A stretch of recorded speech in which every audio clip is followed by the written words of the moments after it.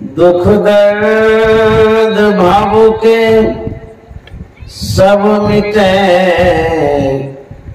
सतगुरु चरण नित से। दुख दर्द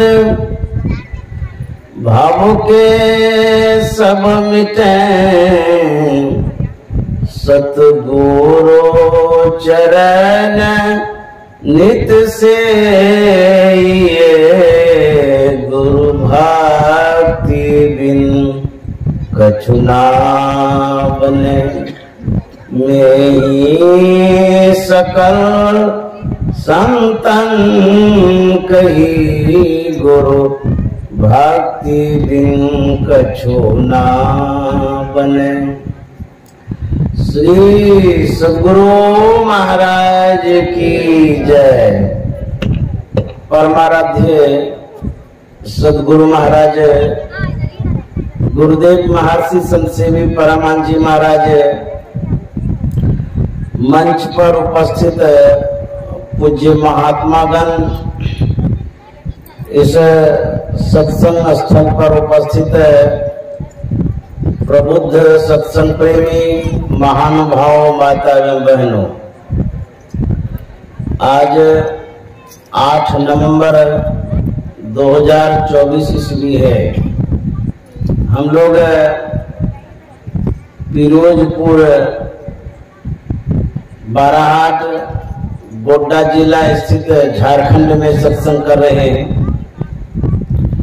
आदरणीय हमारे संजय प्रसाद शाह जी बड़े अच्छे ढंग से सत्संग करा रहे हैं। हमारे मुख्य आयोजक हैं और जजमान भी हैं।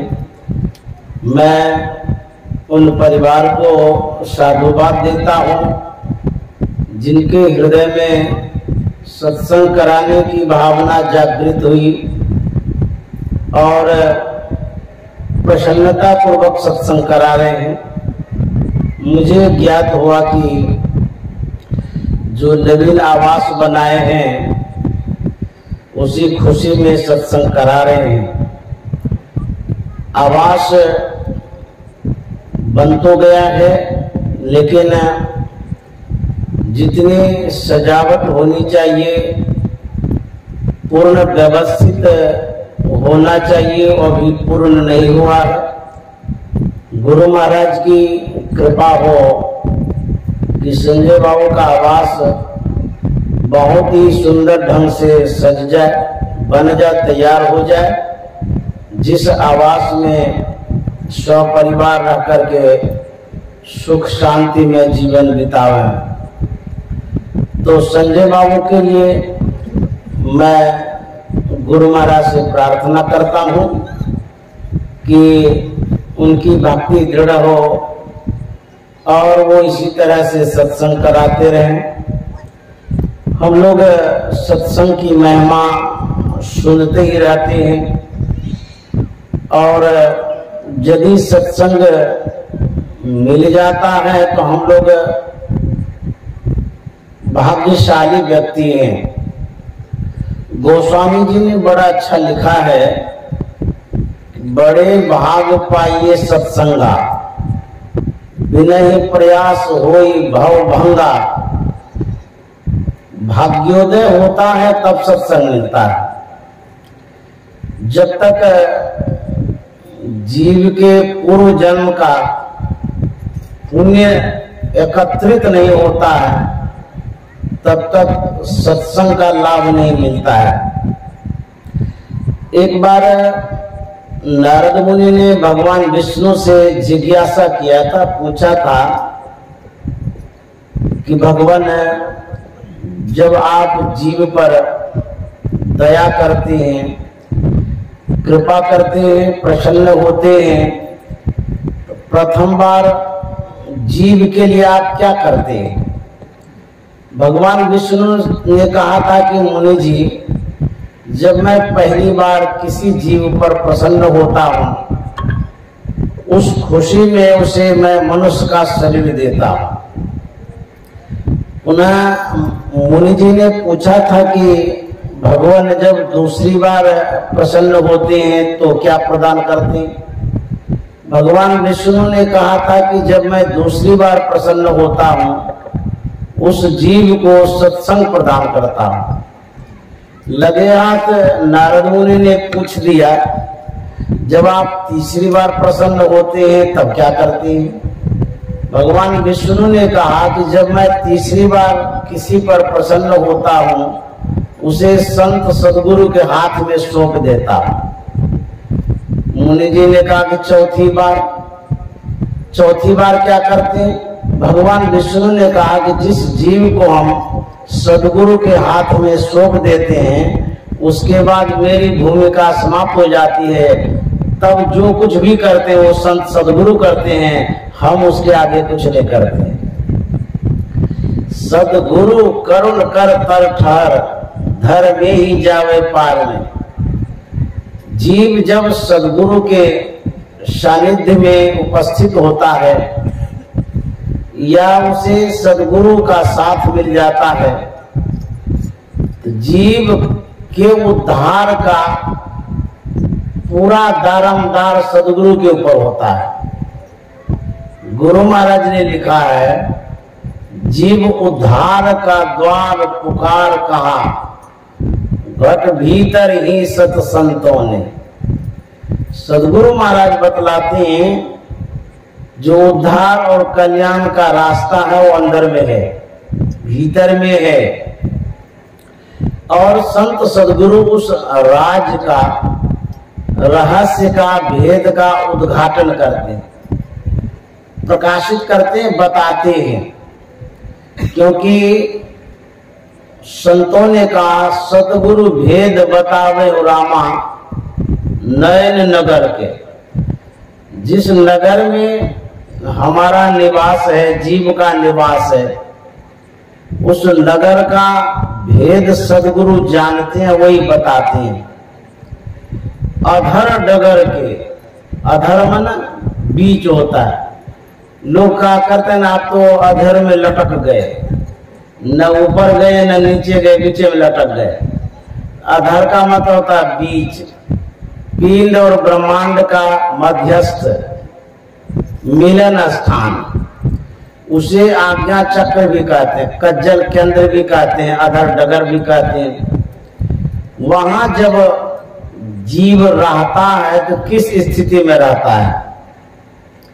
कहते हैं नयन नगर में घोर अंधियारी, सदगुरु ज्ञान सफीनी है साधो। नयन नगर, किस नगर में हम लोग रहते हैं?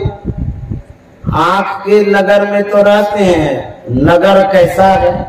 जैसे नगर निगम होता है, भागलपुर नगर निगम कैसा है? स्वच्छ है, पवित्र है, प्रकाशित है, विद्युत की सारी व्यवस्था है, सुख चैन की जिंदगी, इसको नगर निगम कहते हैं। हम जिस नगर में रहते हैं, हमारा नगर कैसा है? कहते हैं अंधकार में है, घनघोर अंधकार है, हाथ को हाथ सूझता नहीं है, उसी में रह रहे हैं। इस घनघोर अंधकार में, अज्ञानता में हम लोग पड़े हुए हैं, रहने की आदत पड़ गई है, इसीलिए उस अंधकार में रहते रहते हैं। कहाँ जाएंगे? कुछ सूझता ही नहीं है। यदि अंधकार से दूर होना चाहते हैं तो सत्संग करना होगा।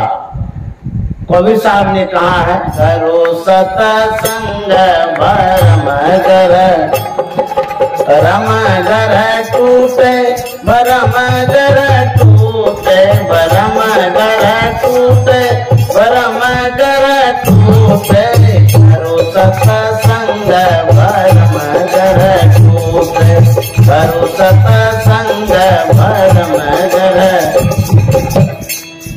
कबीर साहब कहते हैं सत्संग जब करिएगा तो भरम गढ़ टूटेगा। भरम गढ़ क्या है? भरम कहते हैं अज्ञानता को, भ्रम कहते हैं जो भ्रमित हो जाते हैं, सशंकित हो जाते हैं, कंफ्यूज हो जाते हैं, मन में जो शंकाएं होती रहती हैं उसको भ्रम कहते हैं। आप निर्णायक स्थिति में जब नहीं पहुंचते हैं, डिसीजन नहीं ले पाते हैं क्या करा नहीं करा, उसको कहता है भ्रम। कबीर साहब ने कहा है, मोरे जियरा बड़ा अंदेशवा मुसाफिर जई हो कौनी और, मोरे जियरा बड़ा अंदेशवा मुसाफिर जई हो कौनी और, मोरे जियरा बड़ा अंदेशवा मुसाफिर जई हो कौनी। अंदेशा का मतलब होता है कि किस ओर जाएंगे समझ में नहीं आता है, संशय उसे कहते हैं अंदेशा। किधर जाऊं पता नहीं चलता है।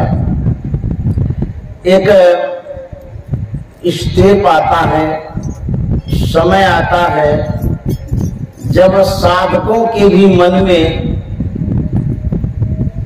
संशय होने लगता है कि किधर जाऊं। जैसे पिंड और ब्रह्मांड का जो मिलन स्थान है वहां पर बहुत संशय होता है, क्योंकि जो ब्रह्मांड का गुरुत्वाकर्षण है, खिंचाव, वह परमात्मा की ओर से तो होते रहता है, लेकिन जिस भौतिक जगत में हम लोग रहते हैं, पिंड में जो रहते हैं, विषय का खिंचाव, संसार का खिंचाव, मोह ममता के कारण अधोगमन होने लगता है। तो वहीं पर संशय उत्पन्न होता है कि किधर जाए नहीं जाए, क्योंकि बुद्धि जो है वह परिपक्व नहीं है, बुद्धि कमजोर है, सही डिसीजन नहीं दे पाती है, निर्णय नहीं कर पाती है किधर जाए नहीं जाए। तो कबीर साहब कहते हैं, मोह का शहर कहर नर नारी, दुई फाटक घन घोर, मोह का शहर कहर नर नारी, दुई फाटक घन घोर, क्या मनवा तुम गाफिल सो, क्या मनवा तुम गाफिल सो, मोर न तो मुसाफिर जी को लियो, मोरे जियरा बड़ा अंदेशवा मुसाफिर जी को लियो। किस ओर जाएंगे कबीर साहब का तो समझ में नहीं आता है। मोह का शहर कहर नर नारी, यह जो शहर है, जिस शहर में हम लोग रहते हैं, ये मोह का शहर है। जैसे आपके चारों तरफ फेविक्विक हो, लट्ठा, आगे पीछे दाएं बाएं ऊपर नीचे, अब किधर जाइएगा, जिधर जाएगा वहीं चिपक जाइएगा, लट्ठा ही लट्ठा है। ये जो मोह है यही लट्ठा है, अनुराग, लगाव, आसक्ति, चिपकने वाला दृश्य, चिपकने वाला विषय। जिसे आप V2 बाजार जाते हैं, वहां जब जाते हैं मन मोहित हो जाता है, कपड़ा देख करके, सामान देख करके, ये ले लेंगे, वो ले लेंगे, ये करेंगे, वो करेंगे। बाजार में जब जाते हैं, बाजार मोह का शहर है। मोह कहते हैं आसक्ति को, अज्ञानता को, लगाव को।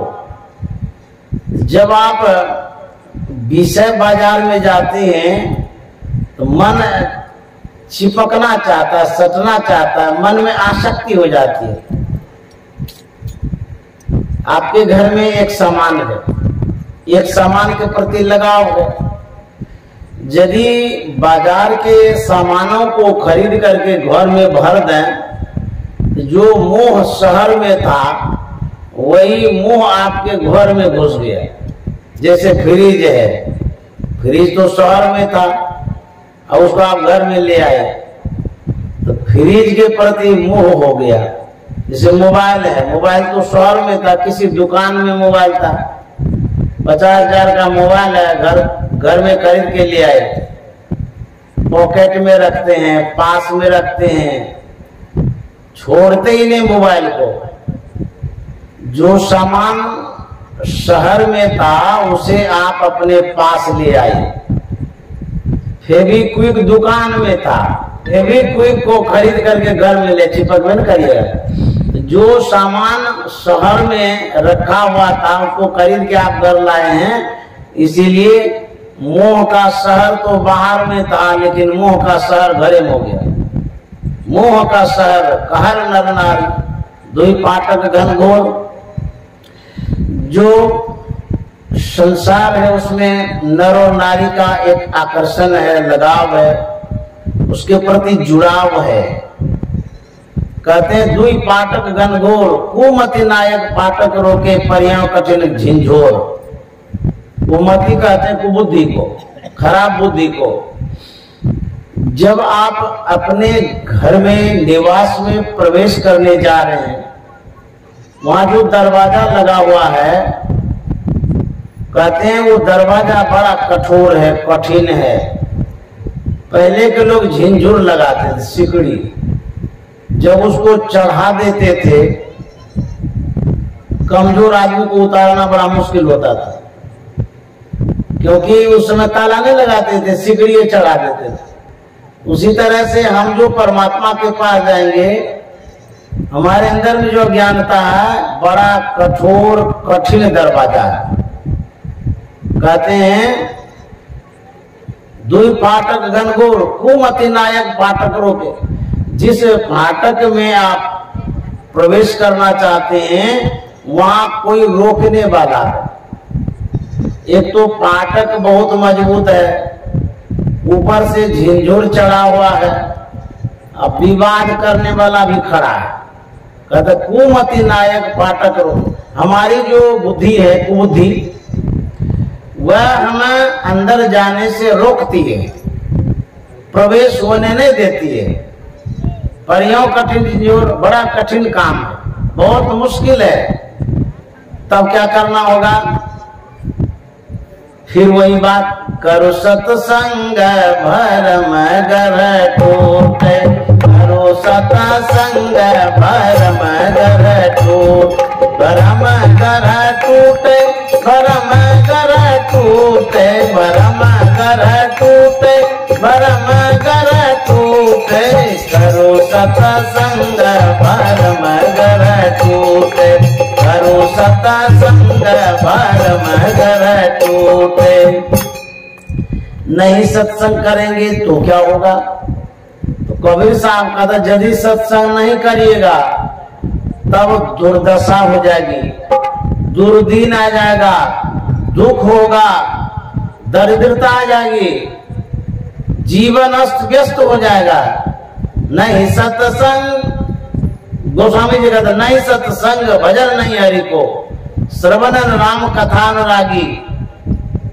कहते हैं जो सत्संग नहीं करेंगे, भजन नहीं करेंगे, ते नर नरक रूप जीवत जग, भव भंजन पद विमुख भागी। गोस्वामी जी कहते हैं वह नर नरक के समान है जो सत्संग नहीं करता है।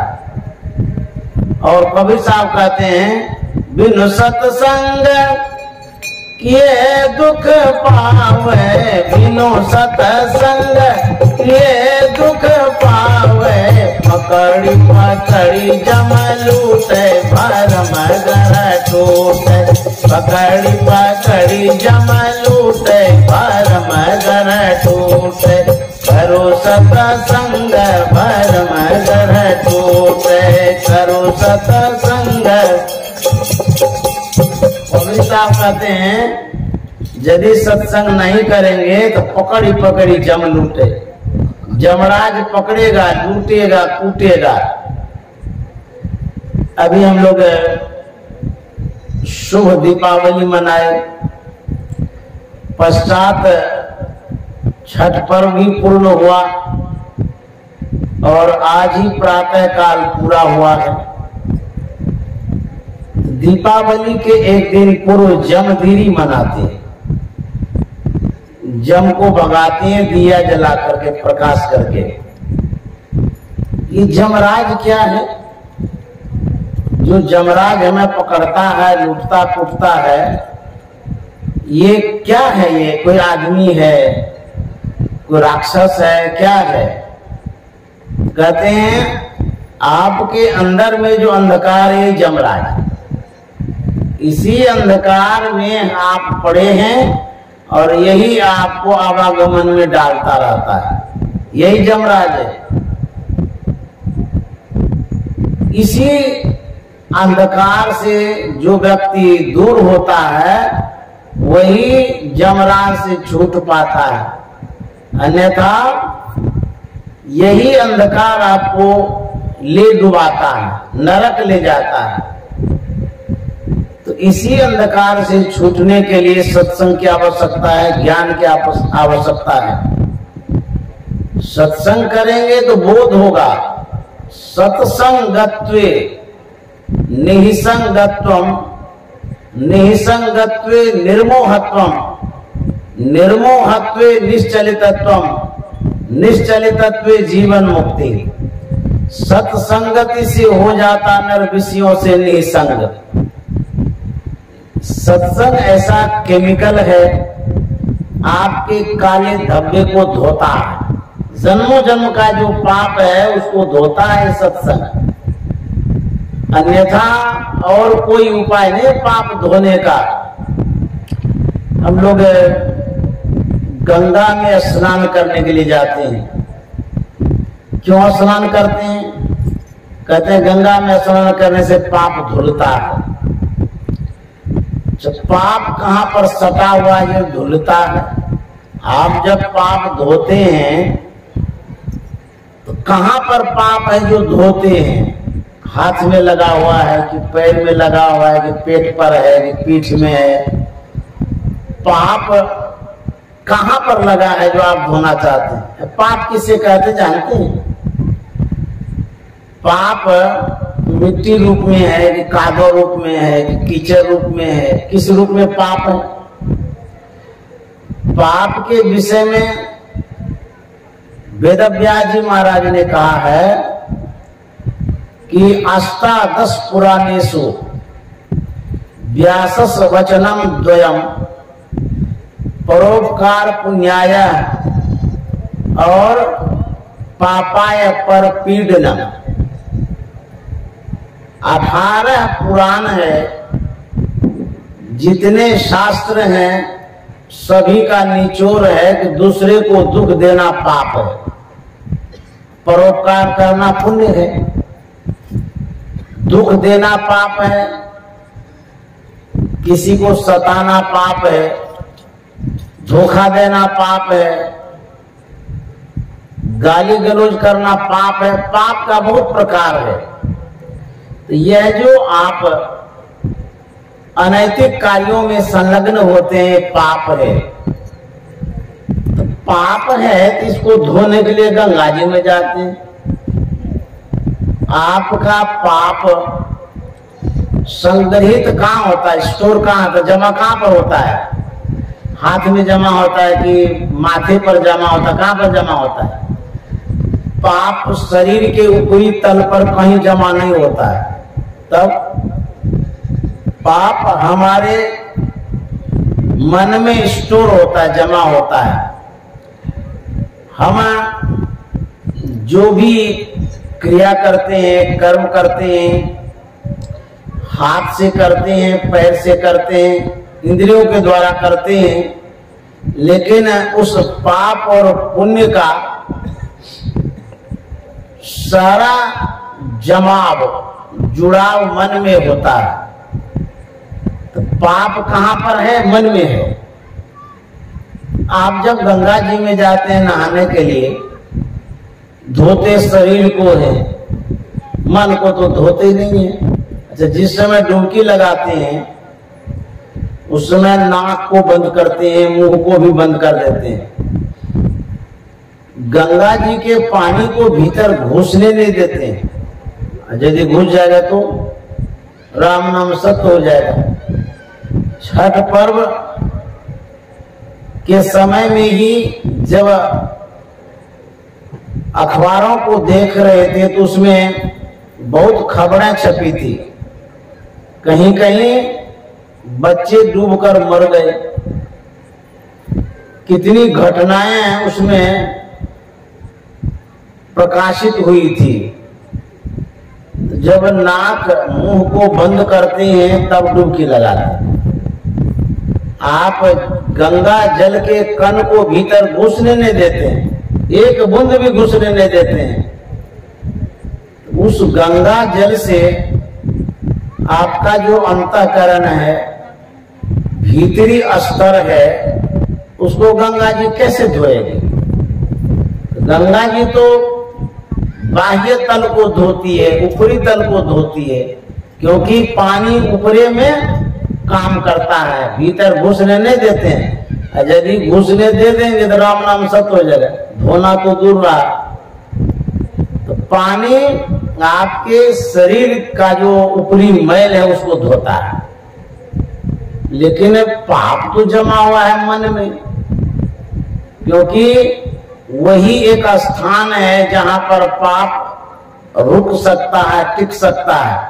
हाथ में पाप नहीं टिकता है, पाप टिकता है हृदय में, भीतर में, मन में। धोते हैं तन को। ये जो मन है यही पापी है। तो पाप को गंगा जी साफ नहीं कर सकती है। तब जो हम लोग सत्संग करते हैं, ज्ञान की चर्चा करते हैं, इसी के माध्यम से हमारे मन में जो मैल है वह धुलती है, साफ होता है। एक संत हुए गरीबदास जी महाराज, उन्होंने कहा है, भाई हो कैसे जइबे गुरु के नगरिया, मैली मोर चदरिया। भाई हो कैसे जइबे गुरु के नगरिया, मैली मोर चदरिया। एका एक धनी बिसरैलो, दूजा दुबधा में लिपटैलो। एका एक धनी बिसरैलो, ले लिपटैलो। तीजा तीन कुनन के लागल छे बजरिया, मैली मोर चदरिया। तीजा तीन गुणन के लागल छे बजरिया, मैली मोर चदरिया। गरीबदास जी महाराज कहते हैं, भाई हो कैसे जेबे गुरु के नगरिया। गुरु अर्थात परमात्मा, परमात्मा के धाम में कैसे जाएंगे? क्या कारण हो गया है? कहते हैं हमारी जो चादर है, हृदय रूपी चादर, मन रूपी चादर, कहते हैं वो गंदी हो गई है, अपवित्र हो गई है। इस गंदे चादर को लेकर के हम परमात्मा तक नहीं जा सकते हैं, वहां एंट्री नहीं होता है। वहां शुद्ध पवित्र व्यक्ति ही जा सकता है। एकाएक धनी बिसर लो, चादर गंदी कैसे हो गई? हम सुबह से शाम तक संसार में ही मन को लगा के रखते हैं। सुबह से शाम तक खाली कादो कीचड़ वाला काम करते हैं, हाथ शुद्ध कहां से होगा? परमात्मा को भूले हुए हैं। एकाएक धनी बिसर लो, दूजा दुबधा में लिपटे लो। दुबधा मन में जो संशय होता है। कबीर साहब ने कहा कि यह जो मन है डिसीजन नहीं कर पाता है, अंदेशा होता है, मन में अंदेशा होता है। और गरीबदास जी महाराज कहते हैं संशय होता है, दुविधा जिसको कहते हैं। गरीबदास जी महाराज दुविधा कहते हैं, कबीरदास जी महाराज कहते अंदेशा। इसी को किसी संत ने संशय कहा, अंग्रेजी में इसको कंफ्यूज बोलते हैं। अरे मन धीरज काहे न धरे, कहते हैं अरे मन धीरज काहे न धरे। यदि आप धैर्य नहीं रखेंगे किसी कार्य में तो आपका कार्य संपन्न सिद्ध नहीं होगा। संशय मन में जो होता है इसको दूर करना बहुत जरूरी है। जो हम लोग दिन रात भ्रमित होते रहते हैं, सुबह से शाम तक भ्रम होता रहता है, ये काम सही है कि नहीं है, काम करे या नहीं करे। तो इस तरह से मन में जो भ्रम होता है उसको दूर करने का उपाय एक ही सत्संग है। सत्संग एक शब्द है, इस सत्संग के द्वारा ज्ञान मिलता है। जिसके पास बुद्धि हो जाती है, ज्ञान हो जाता है, वो व्यक्ति सम्मानित हो जाते हैं, उसके पास कोई संशय नहीं रहता है, भ्रम नहीं रहता है, निशंक हो जाते हैं। इसलिए सत्संग की आवश्यकता है। तो गरीबदास जी महाराज कहते हैं हमारी जो चादर है गंदी कैसे हो गई, एकाएक धनी बिसरे लो, दूजा दुविधा में लिपटे लो। दुविधा मतलब वही संशय। इस दुविधा में जो आप पड़े हुए हैं इसीलिए आपको सुविधा नहीं मिलती है, सुख नहीं मिलता है। आप अपने मन से शंकाओं को हटा दीजिए।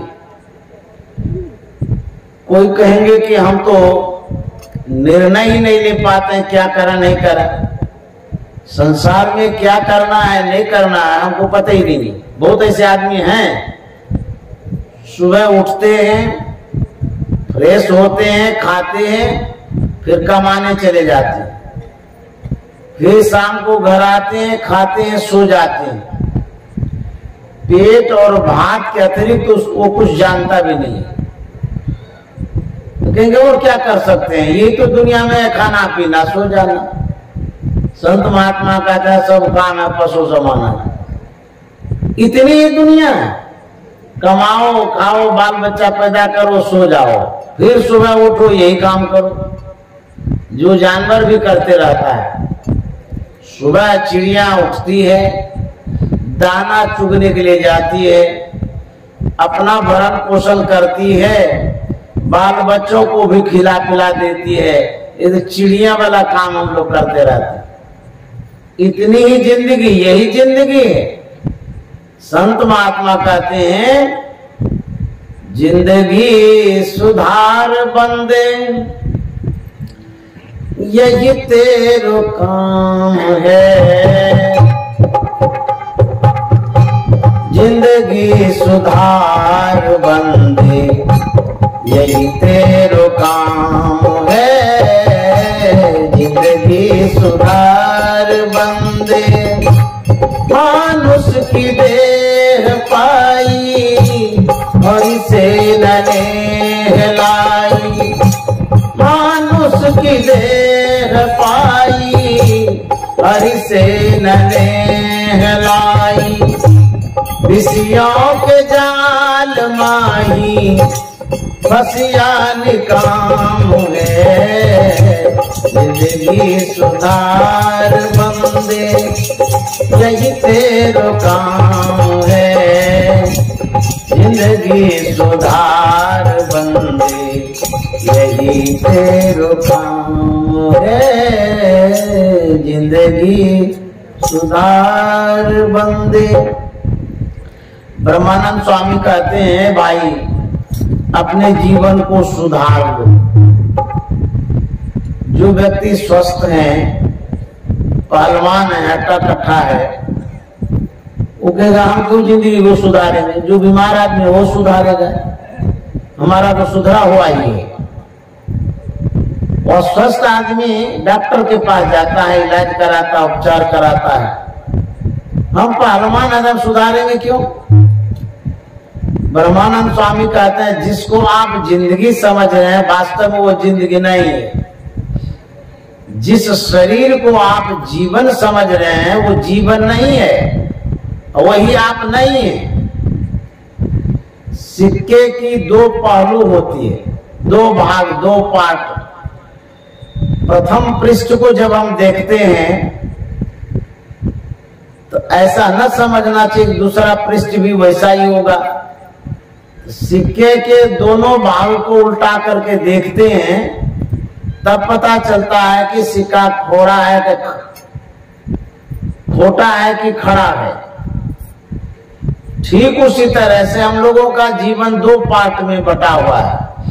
एक बाह्य जीवन है, स्थूल जीवन है, भौतिक जीवन है, शारीरिक जीवन है। दूसरा जीवन जो है अव्यक्त है, जिसे हम देख नहीं पाते हैं, जिसे जीवात्मा कहते हैं। वो ओझल है, दिखाई नहीं देता है। तो दूसरे जीवन को देखने के लिए क्रिया उलटनी पड़ेगी। गुलाल साहब ने कहा उलट देखो घट में ज्योति पसार, बिन बाजे ध्वनि सब होवे बिगस कमल कचनार। मान लीजिए आपका घर है, दो कोठरी है, एक कोठरी में आप रहते हैं, दूसरी कोठरी में ताला लगा हुआ है। और दूसरी कोठरी में जो ताला लगा हुआ है उसमें सोना है, चांदी है, हीरा है, जवाहरात है, करोड़ों रुपया भरा हुआ है। लेकिन आप उस बात से अनभिज्ञ हैं, उस कोठरी में इतना धन धान्य है, पता नहीं है आपको। आप हैं अमीर, लेकिन जो संसाधन आपका बंद है वो कोई काम में नहीं आता है। जब कमरा आप खोलेंगे तब पता चलेगा अरे इसमें तो ढेर रुपया है, जीवन भर बैठ करके खाएंगे तो ओढ़े वो न करेगा। तो जब तक वो कमरा खुला हुआ नहीं है, जिस कमरे में सोना चांदी हीरा जवाहरात है, तब तक आप सुख नहीं प्राप्त कर सकते, उससे लाभ नहीं ले सकते हैं। ठीक उसी तरह से हम लोगों का जो जीवन है, अभी जिस जीवन में हम लोग बरत रहे हैं, यह जीवन आपको दिखाई तो दे रहा है, सुख है कि दुख है कि क्या है। लेकिन एक दूसरा भी जीवन है, दूसरा पार्ट है जिसे हम खोले नहीं है, जिस कमरे में हम प्रवेश नहीं किए हैं। यदि प्रवेश करेंगे तो पता चलेगा कि क्या है भीतर में। तो संत महात्मा का था जब उलटेंगे, बाहर से जब भीतर घुसेंगे तब आपको पता चलेगा। उलट देखो घट में ज्योति पसार। वो जो साम्राज्य है, जो राज्य है, जो स्थान है जिससे हम अनभिज्ञ हैं, उसी स्थान के लिए संत महात्मा का था जिंदगी सुधार बंद। सुधारने का मतलब है उस साम्राज्य में आप प्रवेश करिए, भीतर घुसिए, जहां जाकर के आपको सुख और शांति मिलेगी। हम लोग सुबह से शाम तक संसार में ही लगे रहते हैं। आंख खुलती है तो संसार में जाते हैं, रात में फिर आंख बंद होता है, फिर अंधकार में जाते हैं। उस साम्राज्य में प्रवेश कहां करते, घुसते ही नहीं है। हम पिंड में ही रहते हैं, आंख तक तो आ ही जाते हैं, लेकिन इस आंख के ऊपर नहीं जाते हैं। आंख के ऊपर में ही वो साम्राज्य है, उधर तो घुसते ही नहीं है। रोज हमारा आंख में आना होता है, आंख से फिर नीचे जाते हैं, फिर आंख तक आते हैं। लेकिन संत महात्मा कहते हैं तीन अवस्था तजब भजो भगवंत, मन क्रम वचन अगोचर व्यापक व्याप्यानन्य। जीव के लिए तीन अवस्था है। जागृत की अवस्था, अभी जो हम लोग जगे हुए हैं, अभी हम आंख में हैं। उसके बाद स्वप्न की अवस्था, कंठ में चले जाएंगे। सुसुप्ति की अवस्था हृदय में चले जाएंगे। आंख में जब आते हैं तो पूरे संसार का ज्ञान होता है आंख से देख करके। जागृत अवस्था में जगत में हम रहते हैं, जगत से संबंधित व्यक्ति वस्तु का ज्ञान हम करते हैं। जब हम सोने चले जाते हैं तो घसक करके नीचे जाते हैं कंठ में। कंठ में स्वप्न का संसार है, स्वप्न जगत उसे कहते हैं। स्वप्नाने लगते हैं, हवाई जहाज में उड़ रहे हैं, यहाँ तो घर में सोए हुए हैं, कहते हवाई जहाज में उड़ रहे हैं, लेकिन स्वप्ना में तो देखते हैं। मुंह में नीम का पत्ता है, लेकिन स्वप्न में देख रहे हैं मिठाई खा रहा है, रसगुल्ला खा रहा है। ये स्वप्न जगत है जिसे असत्य संसार कहते हैं, असत्य जगत। फिर नीचे जाते हैं सुसुप्ति में, वो घनघोर अज्ञानता की अवस्था है। वहां जीव जाकर के समझिए मरता है। हम लोग रोज मरते हैं। जब खूब गहरी नींद में जाते हैं तो मृतवत हो जाते हैं। जिंदा जो आप होते हैं परमात्मा की कृपा से होते हैं, रोज जीते हैं रोज मरते हैं। संत महात्मा कहते हैं इसी तीन अवस्था में हम लोग रोज जाते हैं रोज आते हैं। तो गोस्वामी जी कहते इससे ऊपर उठिए, तब भगवत भजन होगा, तब आपको अपना राज्य मिलेगा, साम्राज्य मिलेगा, और जो आपकी समृद्धि है, संपत्ति है, उससे भेंट होगी। इसीलिए कहते हैं जिंदगी सुधार बंदे यही तेरो काम है। जिंदगी सुधार बंदे यही तेरो काम है। जिंदगी सुधार बंदे मानुष की देह पाई हरि से नेह लाई। मानुष की देह पाई हरि से नेह लाई। विषयों के जाल माही फसिया निकाम है। जिंदगी सुधार बंदे यही तेरो काम है। जिंदगी सुधार बंदे यही तेरो काम है। मानुष की देह पाई हरि से नेह लाई। मनुष्य का शरीर मिला है, यदि भगवत भजन नहीं करेंगे कहते हैं बहुत दुख भोगना पड़ेगा। अभी मौका मिला है भजन करने का। मनुष्य शरीर विवेकशील प्राणी होता है। आप देखे होंगे गाय को, उसकी पूजा होती है लेकिन वह गाय भजन नहीं गाती है। आप हाथी को देखे होंगे, विशाल काय शरीर है, लेकिन वो कभी मंदिर में नहीं जाता है। आप ऊंट को देखे होंगे, बहुत बड़ा शरीर है, कभी वो सत्संग नहीं करता है। बाघ को देखे होंगे, बड़ा मजबूत प्राणी है, लेकिन वो शुभ काम नहीं करता है। शरीर तो बहुत है, लेकिन उस शरीर से शुभ काम नहीं होता है, पुण्य वाला काम नहीं होता है, मनुष्य शरीर से होता है। यही शरीर है जिससे आप जीवन को सुधार सकते हैं, अन्यथा गाय घोड़ा गधा ऊंट कछुआ बन जाएगा, कुछ नहीं होगा। उस शरीर में जाकर के सिर्फ भोजन कर सकते हैं आप, सत्संग भजन उस शरीर में नहीं होता है। इसीलिए परमात्मा ने बड़ी कृपा करके मनुष्य का शरीर दिया है। कब हुक करी करुणा नर देहि देत ईश बिनु हेत सनेहि। परमात्मा ने कृपा करके मनुष्य का शरीर दिया है, एक मौका दिया, अवसर दिया है। यदि इस शरीर में भगवत भजन नहीं किए तो अभी तो हम लोग बढ़िया से बोलते भी हैं, खाते भी हैं, लेकिन जब भगवत भजन करके नहीं जाएंगे, दूसरे जन्म में मुंह का शटर बंद करके भेज देंगे, अर्थात गूंगा बना देंगे। इस जन्म में भगवत भजन नहीं करेंगे, गाय का शरीर मिलेगा, उसमें बोलने उलने का काम नहीं, खाली खाते रहिए। इस मनुष्य शरीर में आकर के यदि साधु महात्मा का दर्शन प्रसन्न नहीं करते हैं, दूसरे जन्म में आंख का शटर बंद कर देंगे, अंधा बना के भेज देंगे। इस तरह से अभी मौका मिला है भगवत भजन सत्संग करने का।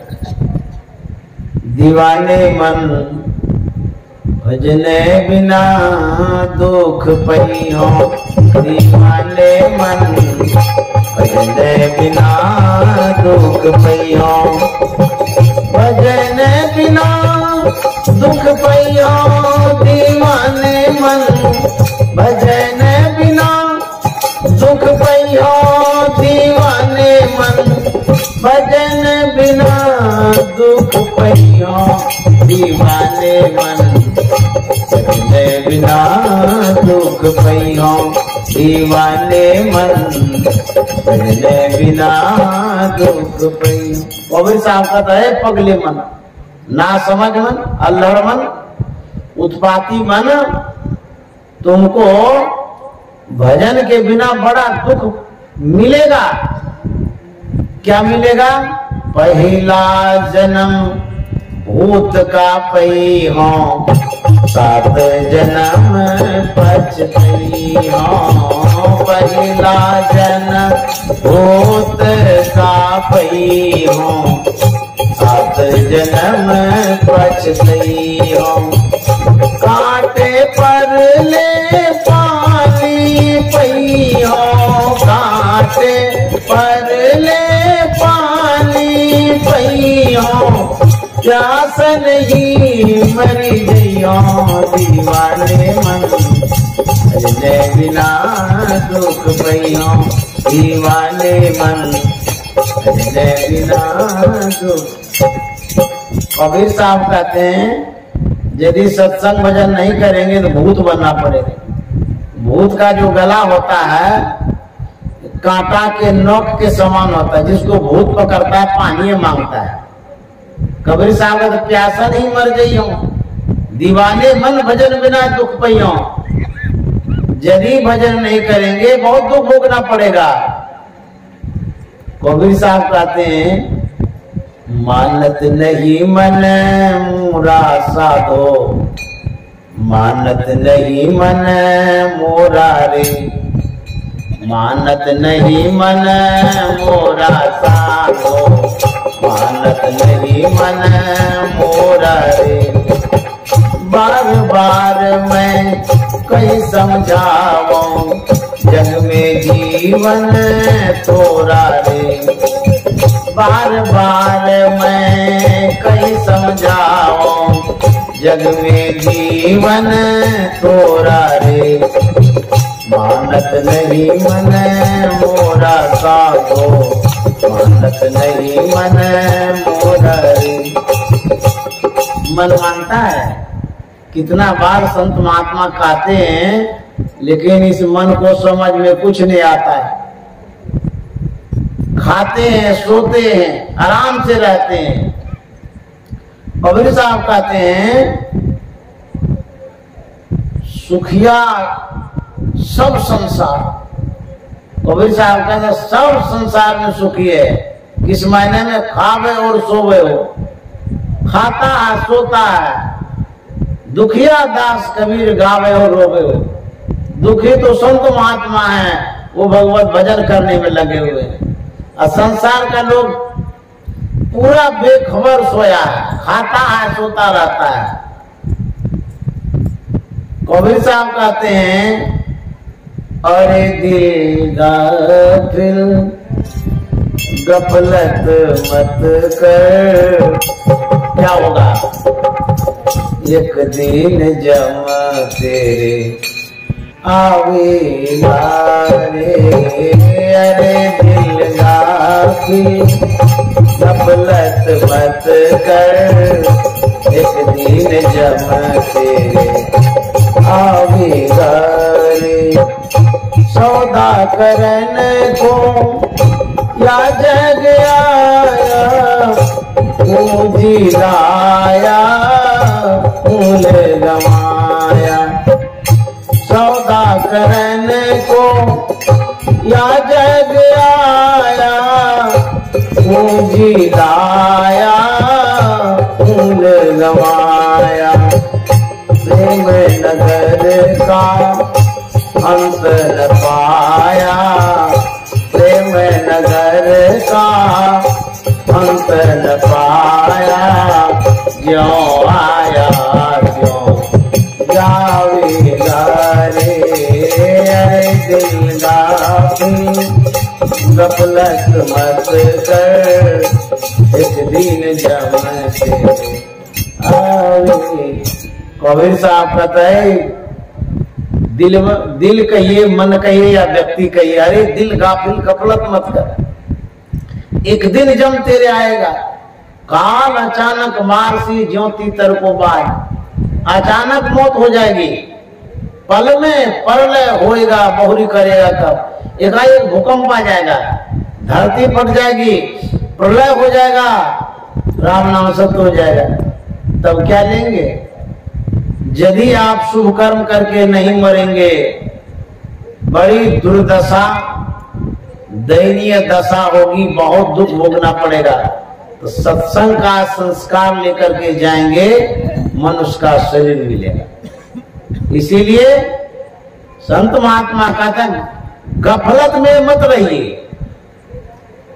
कहते हैं एक दिन जम तेरे आएगा। सौदा करण को या जगाया, पूंजी लाया मूल गंवाया। बाजार गए थे हीरा खरीदने के लिए, अब घूमते घूमते जीरा खरीद के आ गए। यही इसीलिए पूंजी आप लगाए वहां बाजार में जाकर के। कोई साग बैगन खरीद के आ जाता है, खरीदना था कुछ और, खरीद लिए कुछ और। सौदा करण को या जगाया। कौन सा सौदा? क्या खरीदने आए थे? ज्ञान का सौदा करने आए थे। चल सदगुरु के हाथ ज्ञान बुद्धि लाइए। सदगुरु के हाथ में जाना था ज्ञान बुद्धि लाने के लिए, लेकिन यहाँ तो दुर्बुद्धि में लगे,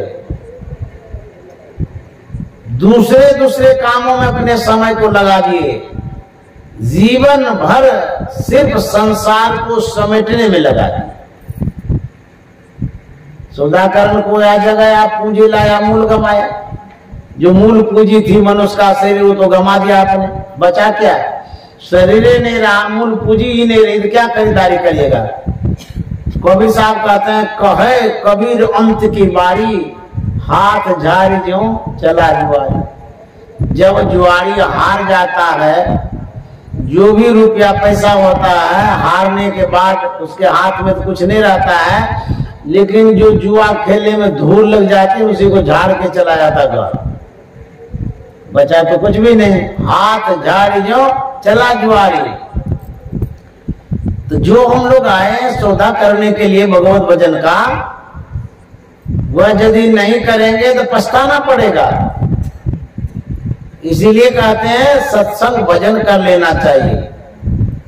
नाम हरि का जप ले बंदे, फिर पीछे पछताएगा। नाम हरि का जप ले बंदे, फिर पीछे पछताएगा। तू कहता है मेरी काया, काया का गुमान जा। तू कहता है मेरी काया, काया का गुमान जा। चांद सा सुंदर ये तन तेरा, मिट्टी में मिल जाएगा। चांद सा सुंदर ये तन तेरा, मिट्टी में मिल जाएगा। नाम हरि का जप ले बंदे, फिर पीछे पछताएगा। कबीर साहब का तो नाम ले लीजिए, नहीं तो पछताना पड़ेगा। ये जो सुंदर शरीर है, इसकी जो गति है, जानते हैं मिट्टी में मिल जाएगा। हम लोग कितना सुंदर शरीर पाए हैं, एक दिन राम नाम सत्य हो जाएगा, दाह संस्कार हो जाएगा, मिट्टी में मिला दिया जाएगा। मिट्टी का शरीर है, मिट्टी में मिल जाएगा। इस शरीर को मिट्टी में मिलने से पहले इसे काम ले लीजिए।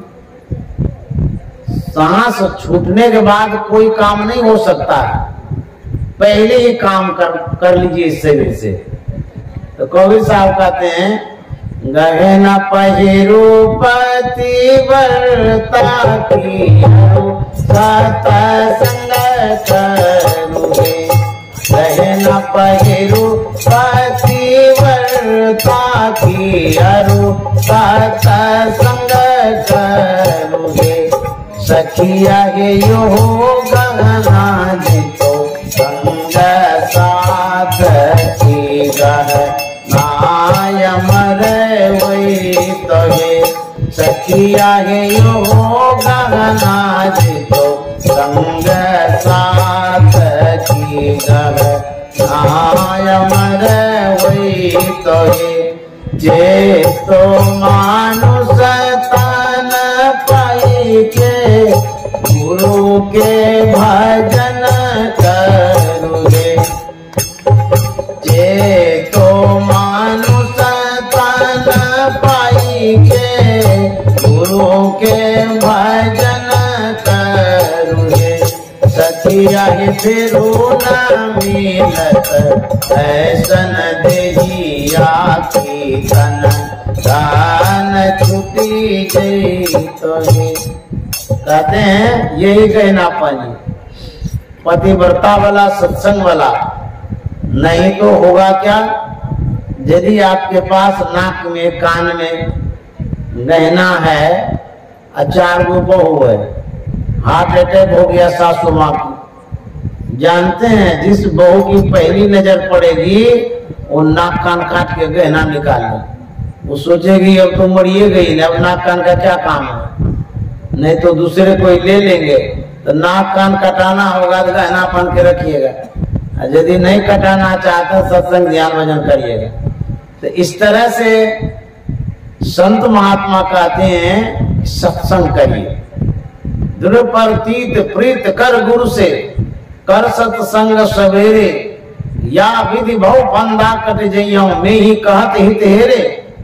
गुरु महाराज कहते हैं दृढ़ता के साथ, मजबूती के साथ 2 काम करना है। कहते हैं गुरु में प्रेम और दूसरा सत्संग। 2 काम यदि आप करेंगे तो कारगर कितना होगा, काम कितना करेगा ये। कहते हैं यही विधि से, गुरु में प्रेम की एक विधि है और दूसरी विधि है सवेरे सत्संग करना। सवेरे का मतलब सूर्य उदय होता है उसको नहीं कहते सवेरे, तब जब से जागो तो अभी सवेरा।